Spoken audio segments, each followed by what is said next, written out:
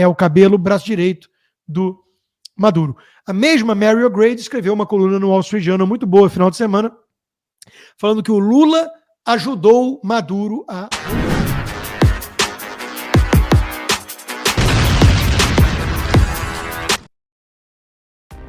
Faça um tal do triplo C. Curta, comenta, porque a integração do chat ajuda muito, e compartilhe. Você pode fazer essas 3 coisas que ajudam o algoritmo a aparecer. Mas eu não estou brincando não, pessoal. Dá uma paradinha agora de 1 segundo e clica no joinha, que às vezes sabe, essa pessoa já está acostumada a ouvir isso. Não, é importante que você faça isso, porque se você não fizer, inclusive atrapalha o vídeo. Parece que o vídeo é menos relevante. Então... Eu vou fechar com o último assunto de hoje, a última pauta, que é a Venezuela. Vou tentar correr, né? Eleição na Venezuela, como China e Rússia se tornaram principais fiadores de Maduro. Todo mundo sabe que o Maduro já teria caído, não fosse o apoio da China e da Rússia a ditaduras mais parrudas. Na Folha de São Paulo, finalmente, alguém, Lígia Maria, reconheceu o óbvio. Maduro é um ditador de esquerda. Ele é apoiado pelo Lula, pelo Foro de São Paulo, pelo MST, pelo MTST do Boulos, por China, Rússia, Nicarágua, e tem boçal tipo Guga, oi Guga, Chakra, dizendo que ele é de direita, sendo que até ontem o Guga dizia que ele é de esquerda. É porque o Guga é cínico, além de abilolado. O Gabeira, que é menos abilolado que o Guga, reconhece no Globo. Um passarinho contou a Maduro que ele venceu. Ninguém acredita na apuração mandrake da Venezuela, exceto o PT e parte da esquerda. Porque o Maduro é um ditador de esquerda. Isso é o óbvio ululante, mas a gente responde. E como resolver o problema Venezuela? A revista The Communist... The Economist, desculpa. A revista britânica The Communist diz: é possível impedir Nicolás Maduro de roubar a eleição na Venezuela? Sim. Como? Com protestos pacíficos e diplomacia cuidadosa. O que quer dizer diplomacia cuidadosa, Economist? Oferecer uma saída segura para o Maduro e seus comparsas, uma vida confortável em alguma praia do Brasil ou do Caribe, com imunidade judicial. Seria a primeira vez na história de um ditador aposentado curtindo a vida em Bahamas ou nas praias do Nordeste, né? Na verdade, é um grupo de narcoditadores. O tráfico de drogas tomou o poder na Venezuela e temos ali um narco-estado. O Cabelo é procurado pelo DEA, pela divisão anti-entorpecentes nos Estados Unidos, com um prêmio de $10 milhões sobre sua cabeça. E está ele lá dizendo que as pessoas vão ser presas, estão fazendo atos de terrorismo, crimes de ódio, e por aí vai. Soa familiar? Soa. Esse é o tema central, né, que deu título à nossa live, eu vou fechar com isso hoje. Mas a Mary O'Grady, do Wall Street Journal, falou, né? Criminoso de guerra, narcotraficante, é o Cabelo braço direito do Maduro. A mesma Mary O'Grady escreveu uma coluna no Wall Street Journal muito boa no final de semana, falando que o Lula ajudou Maduro a roubar, que é preciso parar com essa ideia de que o Lula faz parte da esquerda herbívora, vegetariana. Ele é parte da esquerda carnívora, comunista raiz. Bom, o Irã, do auge da sua hipocrisia, condenou a interferência estrangeira na Venezuela, sendo que o Irã, Rússia e China garantem a farsa e que não vai ter nenhum tipo de ajuda americana para derrubar o ditador, né? O Celso Amorim foi na mesma linha. Critica a interferência externa sobre a Venezuela. O Celso Amorim é venezuelano, gente? O Brasil é parte da Venezuela, gente? Então, que diabos o Celso Amorim foi fazer na Venezuela? Aliás, eu tô para ver um árbitro mais parcial do que o Celso Amorim, que olha para o Maduro como... eu olho para minha noiva, mas só alguém muito apaixonado para olhar assim para outra pessoa, né? Tá para nascer um árbitro mais parcial. Talvez o Alexandre de Moraes cuidando das eleições brasileiras com Alckmin e Lula de um lado da disputa, né? Mas é uma piada, né? O Celso Amorim falando isso. Itamaraty vê erro em carta de oposição sobre proclamar Gonzalez presidente. A chancelaria brasileira avalia que o comunicado dificulta uma saída negociada. É sempre o diálogo. Até o ISIS, a Dilma falava, vamos mandar gente para dialogar. É impressionante como eles acreditam em diálogo para todo mundo, menos para golpista, bolsonarista, cadeia, prisão perpétua, sem anistia. O Joel Pinheiro da Fonseca, o nosso liberal tupiniquim, na Folha de São Paulo escreve: a postura do governo Lula para a Venezuela está correta. E aí você vai ler o texto e ele admite que foi uma farsa a eleição, que foi um sonho ingênuo achar que o Maduro podia cair com votos, com pressão popular, e que, uma vez que é uma ditadura mesmo, o Brasil tem que manter mesmo um bom relacionamento, pragmático. Nosso erro, conclui ele, olhando para trás, foi a pretensão ingênua de que poderíamos pôr fim à ditadura. Agora que está claro o fiasco do plano, cumpre manter as relações. Tá certo o Itamaraty ao acenar para Maduro. Isso é o nosso liberal. Imagina os comunistas. Com liberais assim, não precisamos mais de comunistas no Brasil. Joel Pinheiro para líder da Uni. É ou não é? Aliás, ele na Globo News também, né? Porque ele com esse repertório consegue esses empregos, né? Nesses lugares que eu volto a insistir que uma quenga de bordel de estrada tem muito mais dignidade. O Joel comenta a postura do Brasil sobre a eleição na Venezuela. Se o PT celebra uma eleição farsesca como essa, o que impede eles de fazerem o mesmo aqui no Brasil? Conto eu ou contam vocês? Joel, então, o risco é a Venezuela virar o Brasil. Entende? Porque o Brasil consegue fazer um crime mais perfeitinho por ter o verniz de democracia com os palhaços da mídia, sabe, Joel? Aplaudindo o nosso Maduro brasileiro, que manda prender 1.200, 15 anos de prisão para desafeto, bolsonarista golpista, é assessor do Bolsonaro, esteja preso. Não, mas não viajou, não importa, esteja preso. Não, mas até a PGR disse para soltar. Não, esteja preso. E aí vai lá a imprensa que nem foca mestrado e aplaude, sabe, Joel? Então, o crime do Maduro Tupiniquim é mais inteligente até. Cuidado com o legado social do chavismo, gente, vai se perder. Escreve a Folha de São Paulo. Legado social do Hugo Chávez. Vamos lembrar onde tudo começou. Foro de São Paulo, Hugo Chávez, apoio do Lula, desde sempre. A Venezuela não caiu numa ditadura agora, gente. Tem mais de 20 anos. E o Lula apoia há mais de 20 anos. Mas o autor do País dos Petralhas garante que Lula é um grande democrata. Eu não tenho nada a acrescentar, a não ser que no País dos Petralhas, quem bateu com a cabeça, se vendeu ou sofreu chantagem e é covarde, vira líder dos Petralhas. Isso chega a ser comovente, né? Opositor se declara presidente eleito e pede ajuda aos militares. Aos melancias? Verdinho por fora, vermelho por dentro? A cúpula corrompida? Aí existe aí uma expectativa de uma revolução de baixo para cima. Pouco provável. Aí vem cartinha, eu adoro as cartinhas.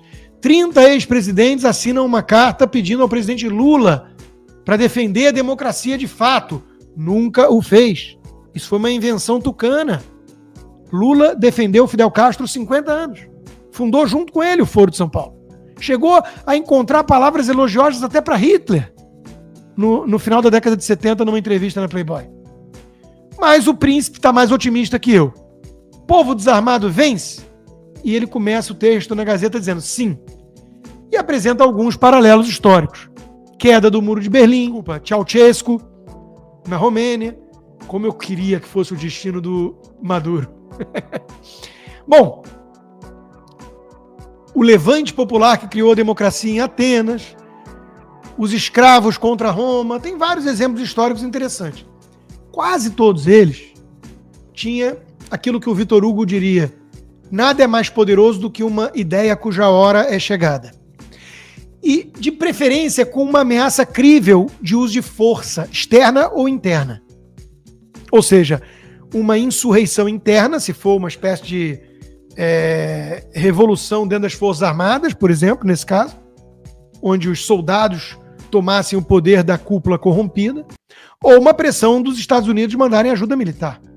No caso da queda do Muro de Berlim, teve um certo cowboy beligerante, ignorante, segundo a imprensa, a academia sofisticada, os tucanos da época, chamado Ronald Reagan, um ator, que disse: Mr. Gorbachev, derrube esse muro.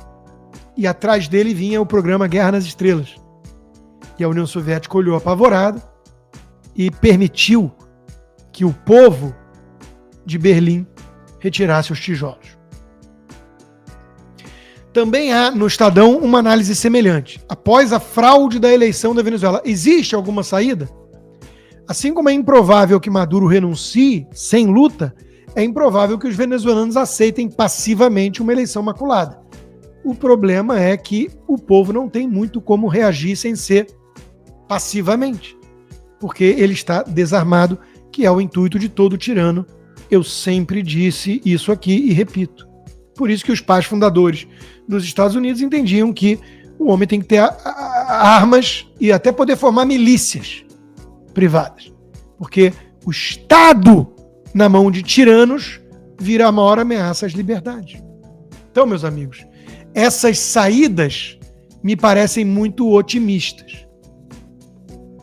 Eu não consigo ver o povo, a menos que tenha uma insurreição dentro das Forças Armadas, uma tomada de poder ali, eu não consigo ver nenhum tipo de exemplo bem-sucedido. Eles mencionam aqui nessa análise do Estadão o Pinochet, mas como eu já disse, o Pinochet não fazia culto à personalidade, não era um ditador socialista, era bem diferente. Então, esse processo de transição me parece demasiado otimista. Eu, infelizmente, não sou dos mais otimistas, porque o povo está apanhando nas ruas, sendo sequestrado nas ruas, sumindo das ruas. E, segundo algumas ONGs, mais de 24 pessoas já morreram.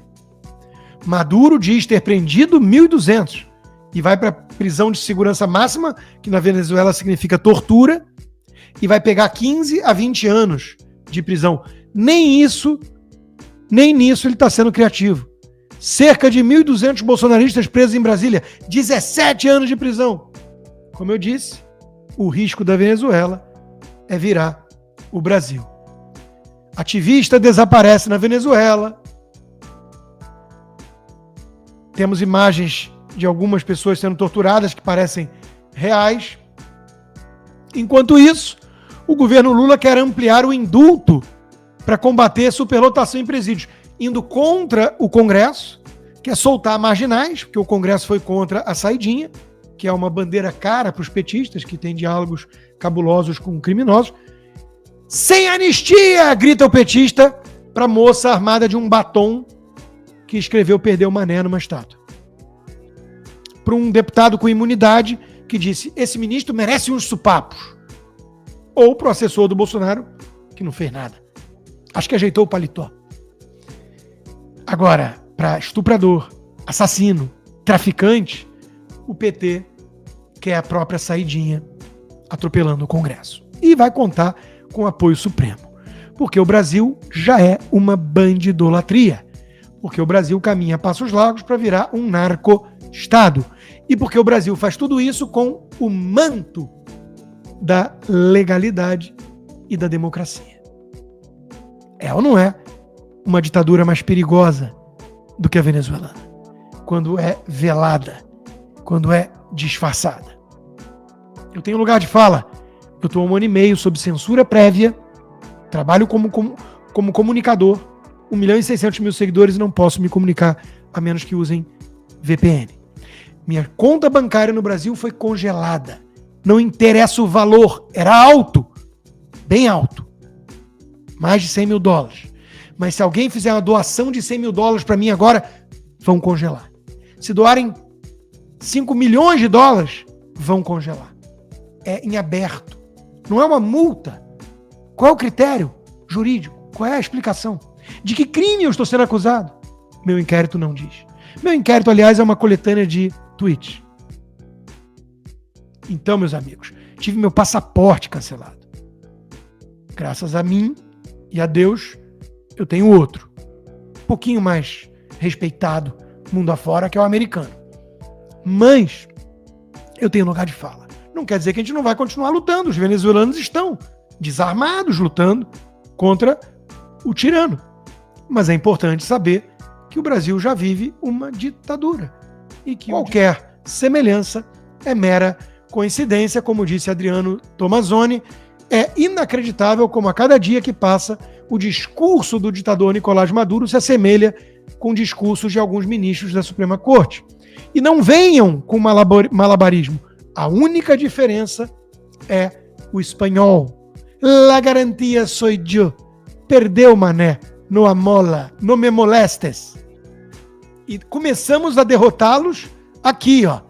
Por unanimidade, STF declara inconstitucional regra que previa impressão de voto. Notícia de 2020. O fato de ter voto impresso na Venezuela deu mais dor de cabeça para o Maduro.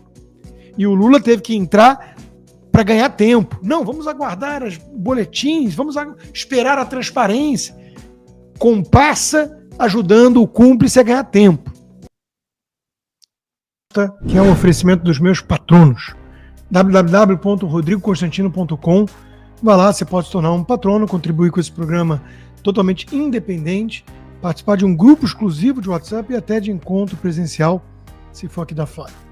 Inscreva-se também na minha comunidade do Locals, rodrigoconstantino.locals.com. A inscrição é gratuita. Se possível, considere se tornar um membro apoiador. Você viabiliza meu trabalho e ganha como recompensa conteúdos exclusivos, como toda segunda a live Conversa de Boteco e quartas-feiras Cigar Bar com direito a perguntas. Faça um tal do triplo C. Curta, comenta, porque a integração do chat ajuda muito, e compartilhe. Você pode fazer essas 3 coisas que ajudam o algoritmo a aparecer. Mas eu não tô brincando não, pessoal. Dá uma paradinha agora de 1 segundo e clica no joinha, porque às vezes sabe, a pessoa já está acostumada a ouvir isso. Não, é importante que você faça isso, porque se você não fizer, inclusive atrapalha o vídeo. Parece que o vídeo é menos relevante. Então...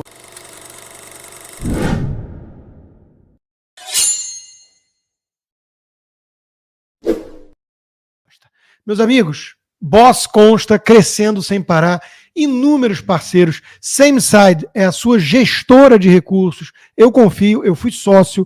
Magma, sua empresa para importação e exportação. Iris Planning, sua empresa de seguro de saúde internacional. Matos Insurance, sua empresa de seguro de carro, que aqui eu uso. Então, meus amigos, eu escolho com base em ética e competência. São meus 2 grandes quesitos. Meus parceiros preenchem esses quesitos. Vai lá na Boss Consta, escolhe o serviço que você está precisando. Se você é um brasileiro vindo para cá, se você é um brasileiro que viaja muito, se você é alguém que já mora nos Estados Unidos, vários serviços